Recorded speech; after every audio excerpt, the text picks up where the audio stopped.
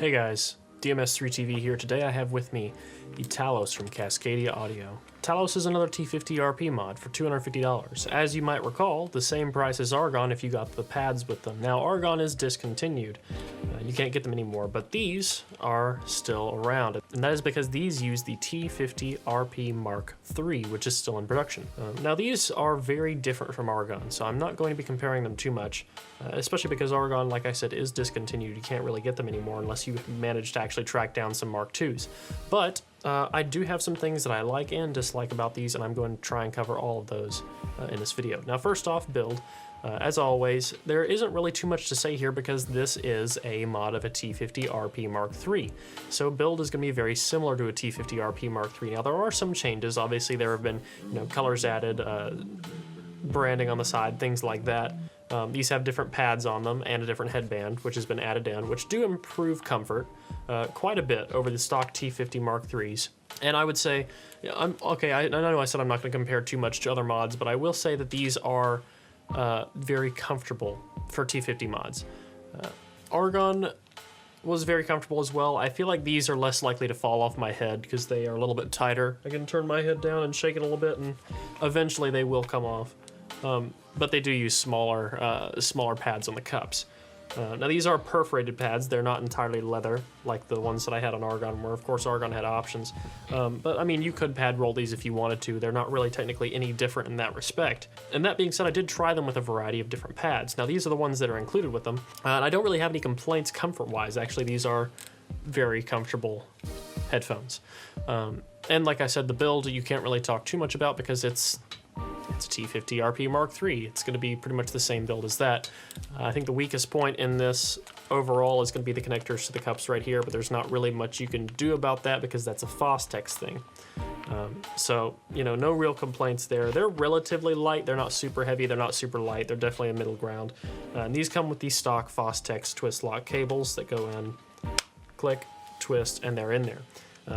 This also comes with a longer one with a 1/4 inch adapter on the end. This is a 3.5, and it doesn't matter which end you use. They both have the twist lock built in on the 3.5 millimeter cable. So with that said, since build was so short, I know this is going to be a slightly shorter video than normal. I do want to get into the sound. And this is very interesting because it's sometimes difficult to evaluate the sound of a T50 RP Mark III mod. But luckily, I have stock T50 RP Mark IIIs with me. So we can do a direct comparison. Now, to make things interesting, I did try these pads on the stock T50 Mark IIIs, and I also tried alpha pads on both, ZMF pads on both, just to try and get an idea of the differences and what the tuning was actually doing to these. For me, the stock T50s, not the Talos, but the stock T50s, are noisy. They have like this interesting, and I don't want to say interesting, but they have this noise that kind of feels like it's covering up a lot. I mean, you get everything. You get your lows, your mids, your highs, all that.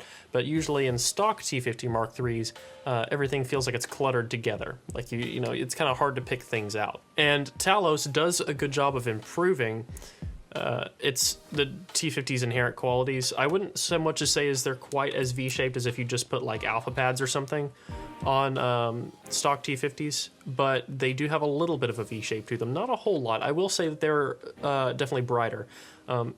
One thing that I do have as a slight complaint is that I feel like the mids haven't changed much from the stock T50 to this. I feel like Talos's mids are still, and when I say mids, I mean like high mids, are still kind of cluttered sounding. I do have an issue trying to pick out individual instruments comparatively. I know I said I'm not going to compare to Argon's, and I'm not going to too much, but I feel like Argon did excel quite a bit more in that area. Now that being said, these are brighter. These are brighter than Argon. These are brighter sounding than even stock T50s.